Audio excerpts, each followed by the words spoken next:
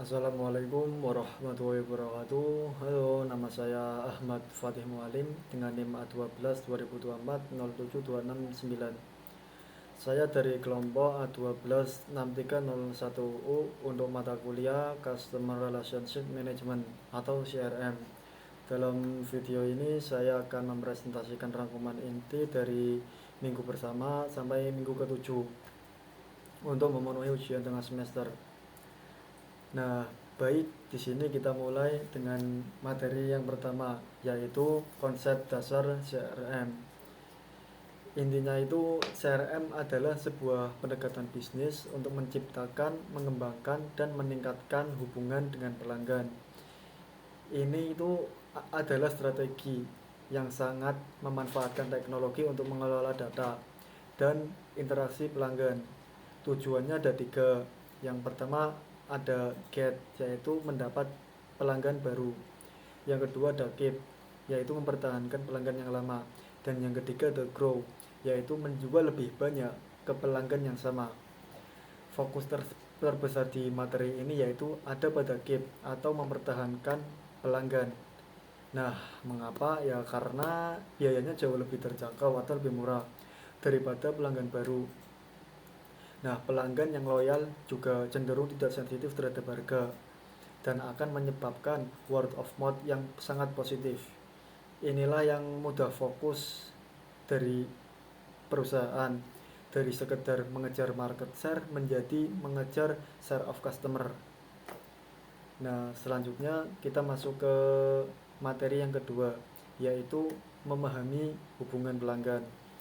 Syarat yang sangat mutlak untuk sebuah hubungan adalah kedua belah pihak itu harus saling mengenal.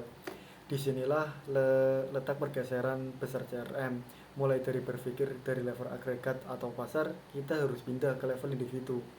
Inti dari CRM adalah memperlakukan tiap konsumen secara sangat berbeda. Tapi kita tidak bisa melakukan itu jika kita tidak bisa tahu siapa itu mereka. Inilah tantangan yang paling terbesarnya, yaitu identifikasi konsumen. Sangat banyak loh di sini perusahaan gagal di sini. Ada contoh ekstrimnya yaitu sebuah perusahaan listrik di Inggris itu mengirim kartu ucapan ke pelanggan. Sebagaimana ternyata 25% itu kartu itu terus kembali karena pelanggan itu adalah kotak meteran listrik. Mereka salah mengidentifikasi, mereka salah menyamakan meteran dengan konsumen.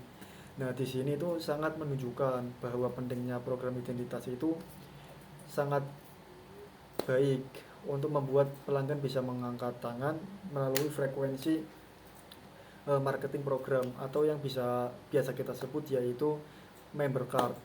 Nah, selanjutnya kita masuk ke materi yang ketiga, yaitu kita belajar merencanakan dan mengimplementasikan proyek CRM atau Customer Relationship Management.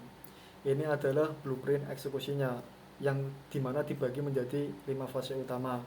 Yang pertama ada develop strategi.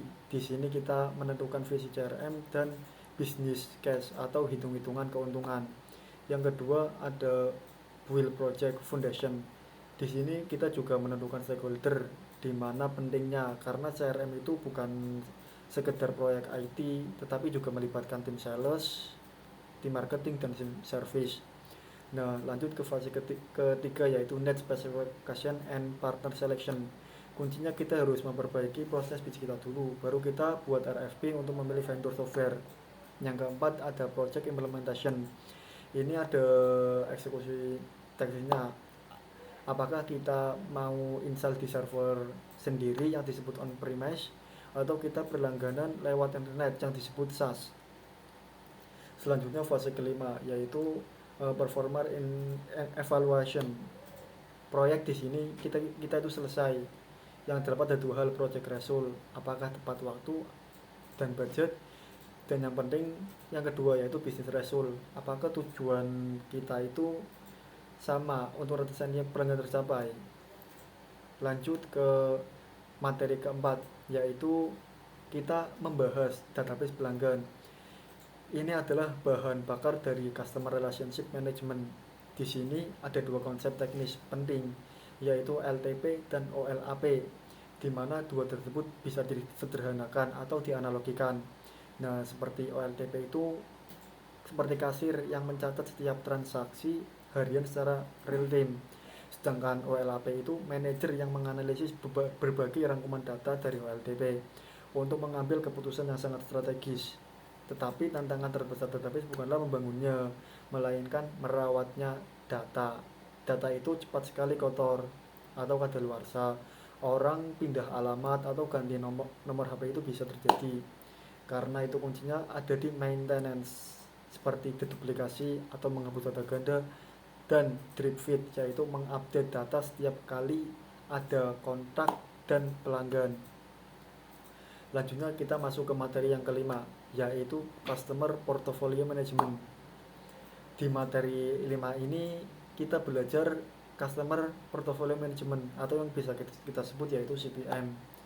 Setelah kita punya data, kita pakai untuk apa? Nah, inti dari CPM adalah tidak semua pelanggan diciptakan sama. Kita harus mengelola mereka sebagaimana portofolio untuk mengoptimalkan profit. Nah, kita tidak bisa memperlakukan pelanggan yang merugikan sama dengan pelanggan yang menguntungkan. Alat fundamental untuk melakukan ini adalah segmentasi pasar yang telah kita pelajari. Dan di sini ada contoh inovasi segmentasi yang sangat bagus dari Häagen-Dazs, di mana dulu semua perusahaan es krim itu menganggap pasar es krim itu adalah anak-anak, tetapi Häagen-Dazs itu membidik segmen baru, yaitu konsumen konsumen dewasa. Mereka ubah segala semuanya seperti kemasan dan harga premium. Ini adalah bukti bahwa inovasi dalam segmentasi bisa menciptakan keunggulan yang sangat kompetitif. Nah, selanjutnya kita lanjut ke materi yang keenam, yaitu tentang customer experience atau CX. Ini adalah medan pertempuran yang sangat kompetitif, yang sangat baru. CX adalah sentimen keseluruhan atau perasaan pelanggan terhadap setiap interaksi dengan brand kita, dari mulai melihat iklan, membuka website, serta komplain. Dan experience ini bernilai. Riset dari American Experience itu menunjukkan bahwa 60% pelanggan rela membayar lebih mahal demi eksperimen yang lebih baik. Ada 3 strategi kuncinya, yaitu visi customer centric, hubungan emosional, menampung feedback secara real time, lalu mengukurnya dengan memakai metrik seperti NPS atau Net Promoter Score.